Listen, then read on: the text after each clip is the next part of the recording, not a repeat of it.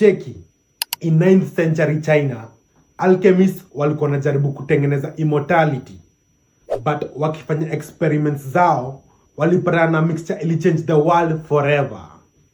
Over 1000 years ago in China, during the Tang Dynasty, alchemists wakitry kutengeneza eternal life, walitengeneza the world's first explosive compound, gunpowder.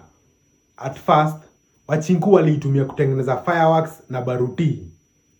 But by 960 AD, during the Song Dynasty, walikuwa shaanza kuitumia kutengeneza weapons. Soldiers walikuwa wanatumia tube ya bamboo imejaa gunpowder na iko na spear hapo mbele. Ikiwashwa, ilikuwa inarusha moto na kuchoma enemies VZ.